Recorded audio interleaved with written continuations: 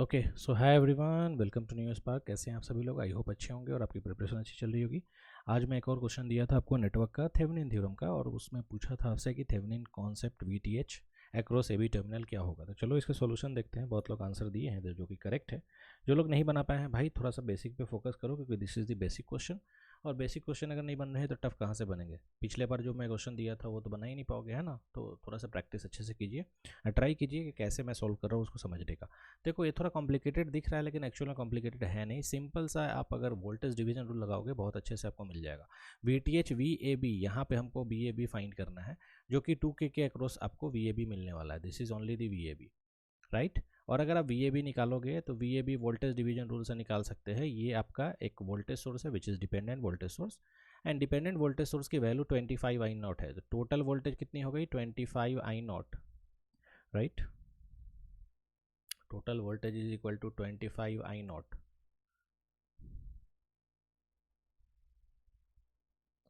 25 I naught multiplied by जो आपका voltage division rule लगाते हो, multiplied by 2K divided by 2K plus 4K which is equal to 6K।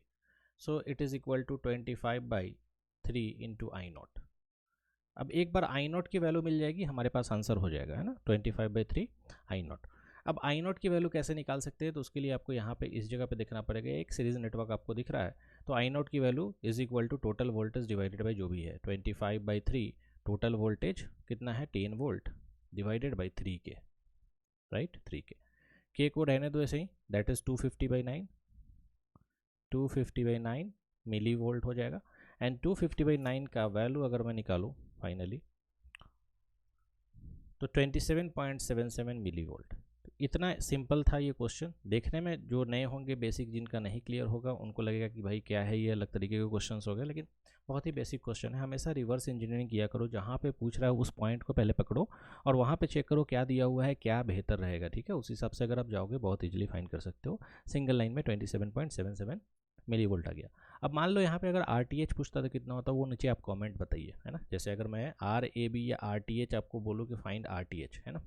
RTH आपको निकालना है अक्रॉस एबी टर्मिनल, जरूर कमेंट करके बताइएगा कि कितना आ रहा है, तभी आप सीख पाओगे, है ना? अदरवाइज क्या मतलब है?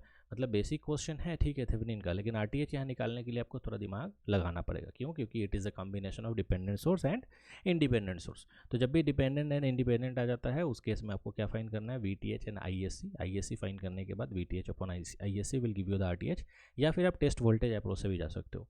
तो निकाल के मुझे कमेंट में जरूर बताइए कि what is the value of RTH।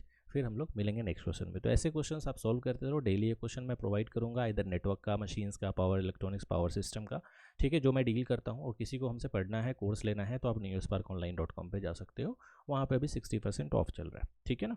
और हिंदी बैच में भी as well as English batch में भी।